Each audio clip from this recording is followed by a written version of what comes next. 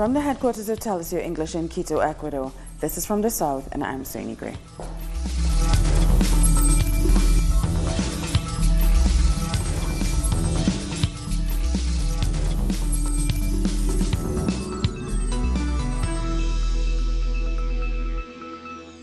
We begin in Finland, where the U.S. President Donald Trump says relations with Russia have begun to improve after being at their worst ever. After a 2-hour closed-door meeting at the presidential palace in Helsinki, followed by a working lunch with senior officials from both sides, the two leaders said they had turned a page. They told the media that they mainly discussed nuclear diplomacy, the Iran nuclear accord, the humanitarian crisis in Syria, leadership in the Ukraine, terrorism, and cybersecurity. Before their meeting, Trump said he hoped for an extraordinary relation with Putin and congratulated him on the successful conclusion of the World Cup. It is Putin and Trump's first official meeting as heads of state. Today's meeting is only the beginning of a longer process, but we have taken the first steps toward a brighter future, and one with a strong dialogue and a lot of thought. Our expectations are grounded in realism, but our hopes are grounded in America's desire for friendship, cooperation, and peace. And I think I can speak on behalf of Russia. In his remarks, Putin touched on the sensitive issue of alleged Russian meddling in the 2016 U.S. presidential election. President Trump mentioned the issue of the so-called interference of Russia in the American elections, and I had to reiterate things I said several times, including during our personal contacts, that the Russian state has never interfered and is not going to interfere into internal American affairs, including election process. Hours before meeting President Putin, Trump blasted past U.S. leaders for the poor relations with Russia.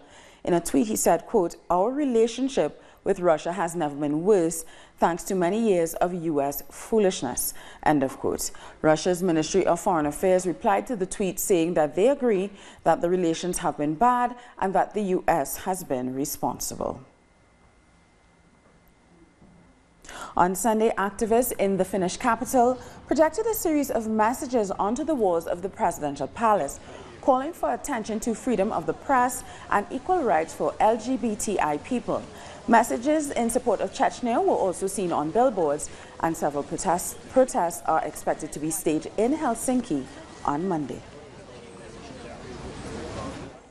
The 24th Sao Paulo Forum continues in Havana with more than 400 participants from left-wing political parties and social movements discussing how to unite the Latin American and Caribbean region. The role of women and youth in the media and also culture are also on the agenda. Havana welcomes for the third time a Sao Paulo Forum, a platform meant to exchange ideas, create consultation and unity between the left forces in Latin America and the Caribbean, just like Fidel Castro and Luis Ignacio Lula da Silva thought back in 1990. A Fidel y a Lula. We dedicate this to Fidel and Lula, protagonists of the creation of the Sao Paulo Forum. We dedicate this new edition to them, which we have created in a complex international context, as complex and challenging as the debates in 1993. Works on this meeting of the Sao Paulo Forum will center on unity of the left and progressive forces in Latin America and the Caribbean. Participants will debate about the roles of women and the youth, parliaments, media and culture, everything to combine forces towards unity. We don't have to be Marxists. We don't have to be socialists to appreciate this. We simply have to love our country and see the manner in which imperialism curtails us in doing what we ought to do.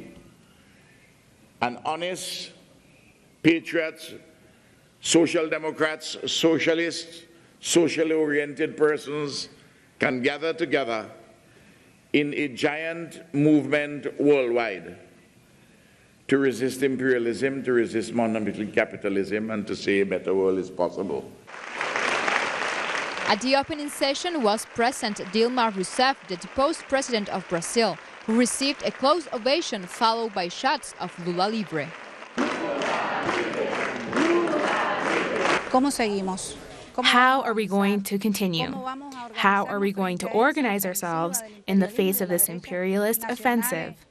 We feel that we have a huge challenge in front of us. We just have to keep moving forward.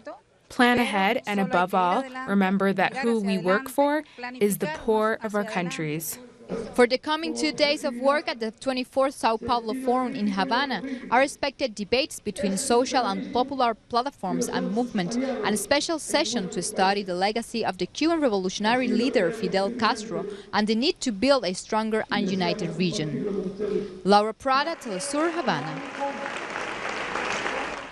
And our correspondent in Havana, Laura Prada, brings us more.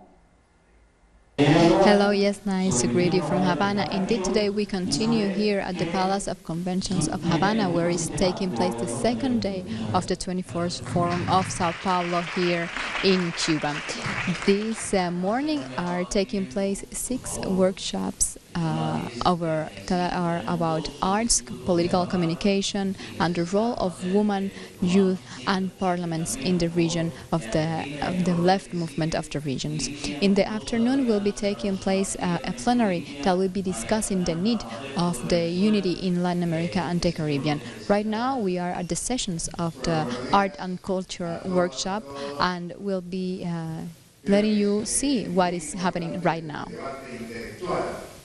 Estamos dando hoy específicamente en ese taller de arte y cultura.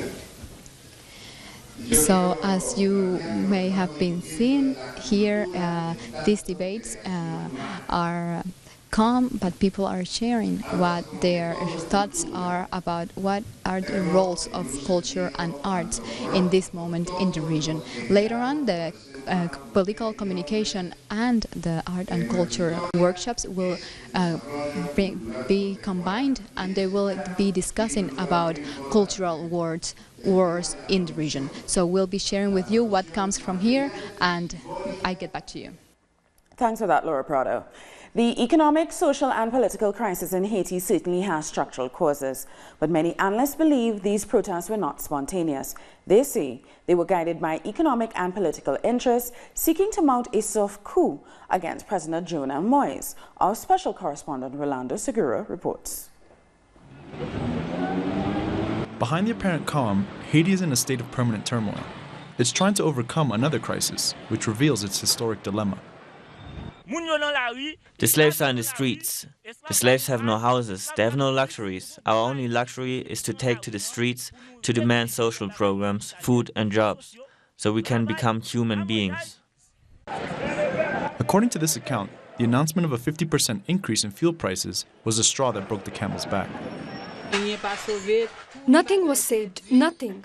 Everything was burnt. Now we are cleaning up the rubble because they didn't burn the inside of this shop. All the merchandise was lost. Scenes like this were common. Some shops totally destroyed, next to other buildings left intact. The mega radio station, the only one to broadcast live what was happening, was a witness to this. Some places were attacked more than others. For example, in Pensionville, a commercial district, the hotels were attacked, along with the stores where people get their food. Given the apparently selective looting and burning, some believe the protest was far from being spontaneous. According to the police, among those arrested for looting were some linked to sectors of the opposition and equipped for attacks. Those most to blame are the Haitian bourgeoisie, like the Boulot, Mais, Brandt and Madsen families, who do nothing for the country. They make money here and keep it abroad. It's as if they know something is going to happen. They keep their money safe abroad. The bourgeoisie are killing the people. Everything is a problem. Some analysts say that the Haitian oligarchy is divided in the face of a government that is trying to break the links between the state and the so-called masters of Haiti, a handful of families who own more than 90% of the wealth. 5 families have the country's wealth in their hands. Are they responsible for this situation? Traditionally, these 5 families, maybe a few more, own the factories, the banks, the schools, all the big commerce. That is why society blames them. Yes, they provide jobs, but some of them have been indicated as being behind the political turmoil. Those who denounce a soft coup against the government Jovenel Moïse say the plan was to provoke a reaction against the protesters and a massacre. But the authorities were alert and ordered the riot police to stay in their barracks. While the cleanup from Haiti's current crisis continues, the evidence points to political manipulation of the Haitian people's very real needs. Nicaraguan President Daniel Ortega and supporters of the Sandinista Front held a caravan that went from Managua to the town of Masaya to commemorate a key moment in the 1979 defeat of the regime of Anastasio Somoza. Ortega called for peace and accused the opposition of acting maliciously and with hate as the protests continue across the country. The president joined the march with his wife and Vice President Rosario Murillo.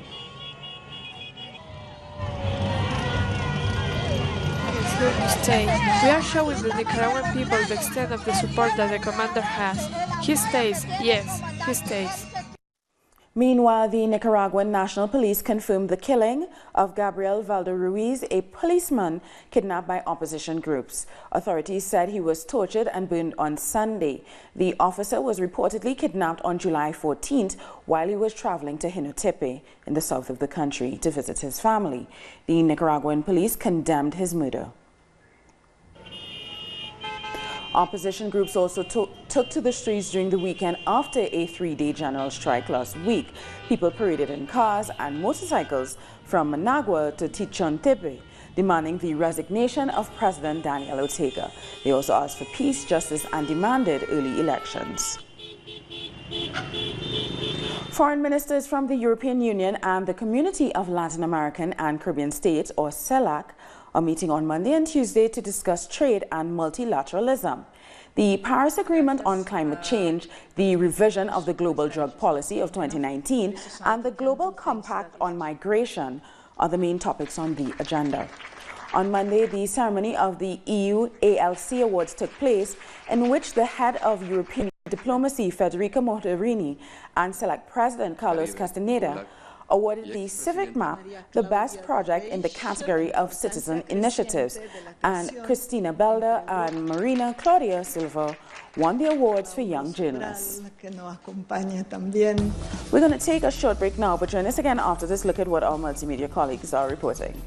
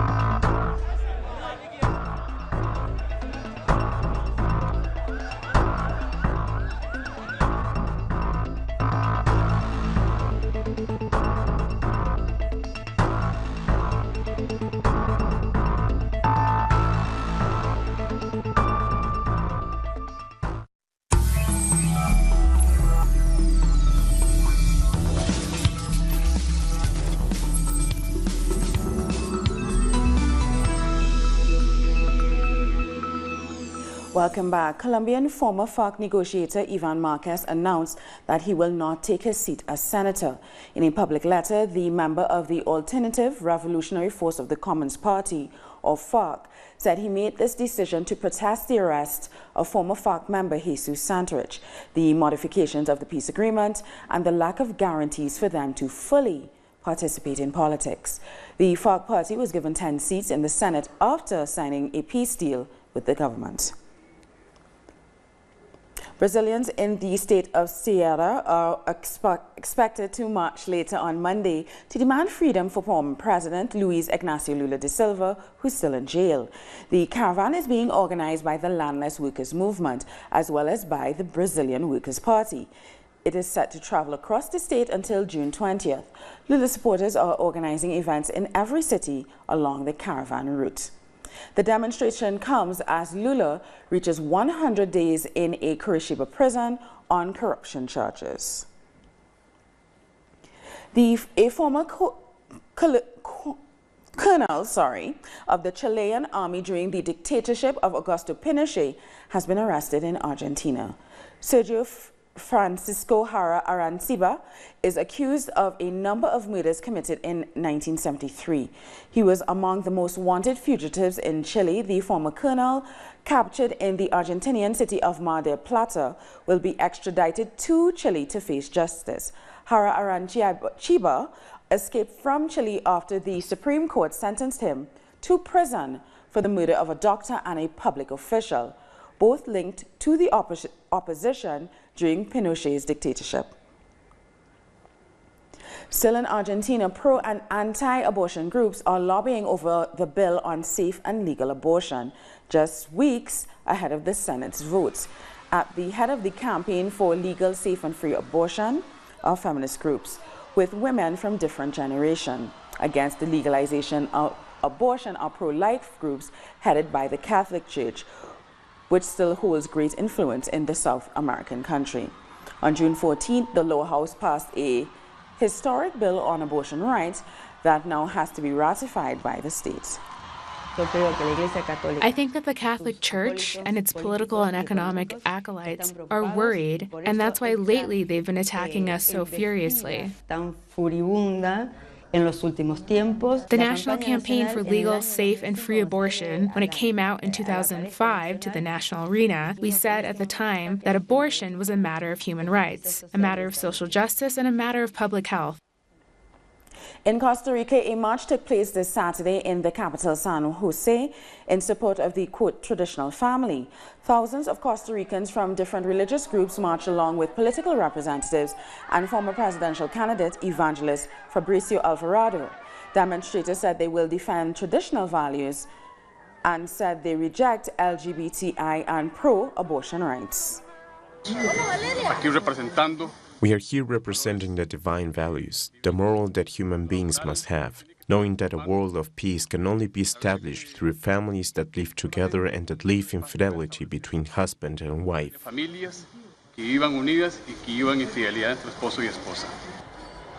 Costa Rica is expected to approve equal marriage this year after a ruling by the Inter-American Court of Human Rights last January that said that signatory countries of the American Convention of Human Rights should allow same-sex marriages. The Costa Rican government committed to approve it despite the strong Catholic influence in the country.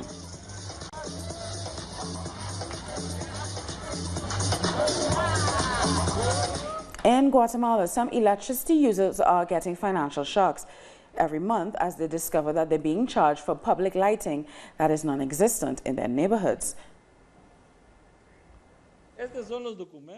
Residents living in the municipality of Chisec, Alta Verapaz, are required by law to pay monthly public lighting service bills, and yet no such service exists in their communities. They're charging for public lighting, but we don't have it in our communities since a few years ago when they installed electrical power and El Guate began to steal from all Guatemalan citizens. It is a fixed rate that Energuate includes in their monthly electrical bills. The amount varies from $4 to $9, which exceeds the price of electrical consumption. We have found that 60% of the bill is for public lighting, but this does not exist. Energuate is the largest private electric distributor in Guatemala. Its speaker, Minora Mesita, claimed over the phone that the company doesn't keep any money charged for public lighting. Comes in the bills to facilitate the charge of this service. It is a completely free service that Energuate gives to the municipalities.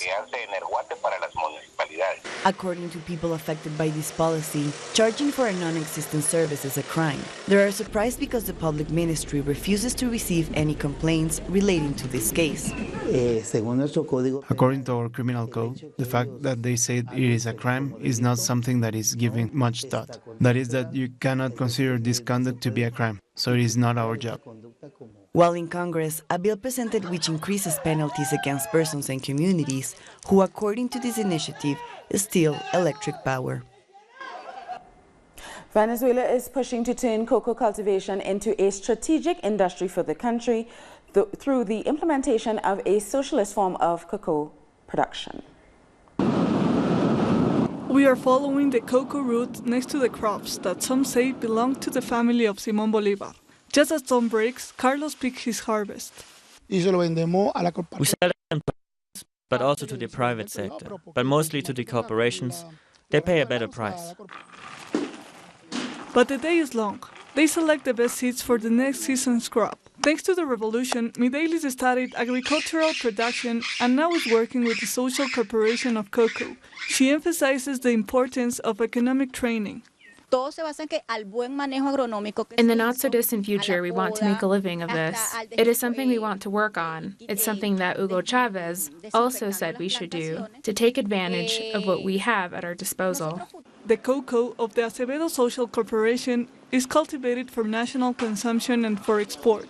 Today, Venezuela exports 48% of its crops to Germany, Switzerland, Holland, and Japan. The cocoa of Barlovento is in great demand due to its fine aroma. It's the best cocoa in the world. 52% is for national consumption.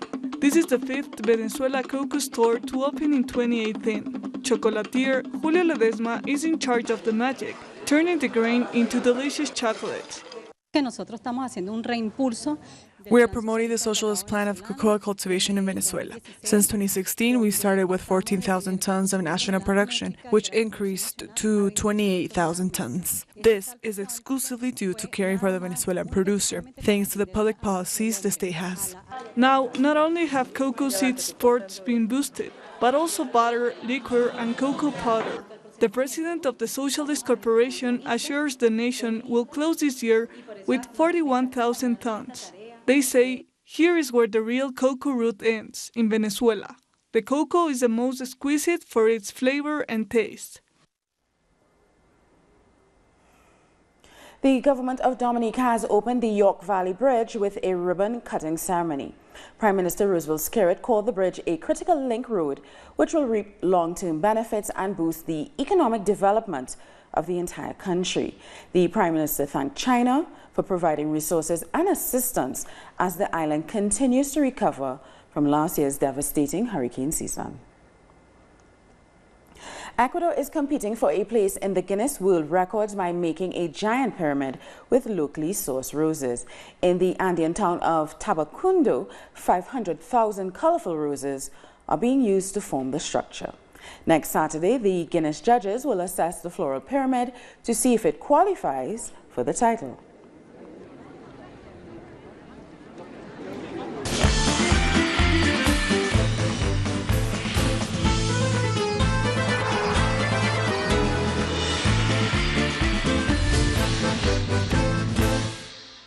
The French national team has arrived in Paris after their win in the World Cup on Sunday. These are live images of thousands of football fans filling the Champs-Élysées in Paris to watch their team's victory parade. France's win in Russia has sparked celebrations nationwide, and now fans are wearing the blue, red and white colors to celebrate their second world title 20 years after their triumph on home soil in 1998.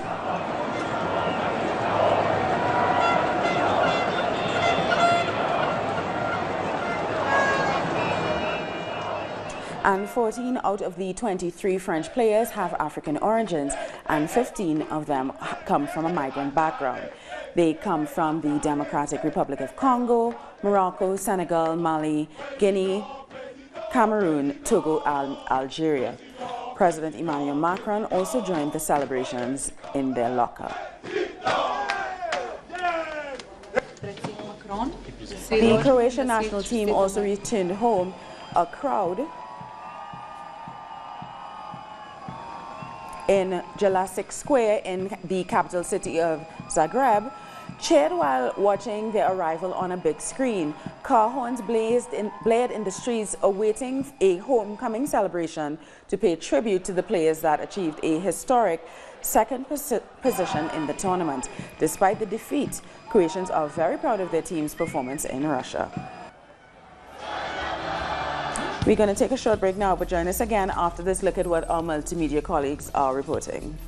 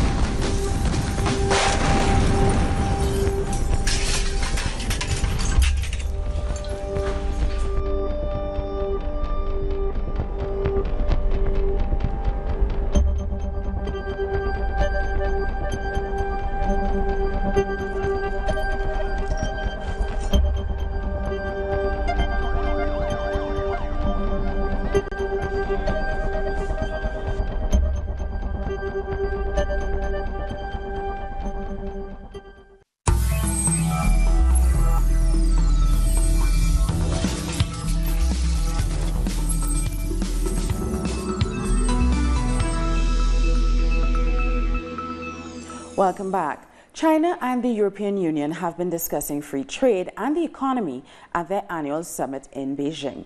Trade tensions with the United States was one of the main topics. The European Council President, Donald Tusk, said that China, the United States and other countries had a duty to not start trade wars.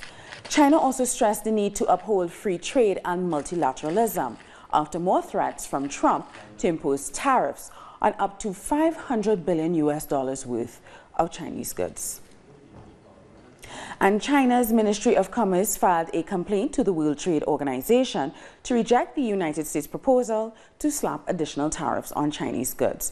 China said that the U.S. is disregarding established world trade rules and that China has a right to protect its own economy.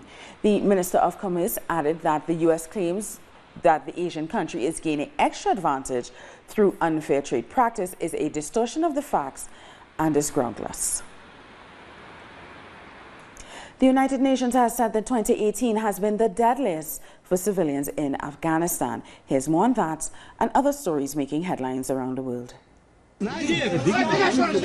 Civilian death toll in Afghanistan has hit a record high with over 1,600 fatalities in the first 6 months this year, according to the United Nations. The UN also said there has been surging bombings and suicide attacks claimed by the Islamic State militants. The release of the report on Sunday coincides with another deadly attack near a government office in the capital, Kabul, that killed 7 people.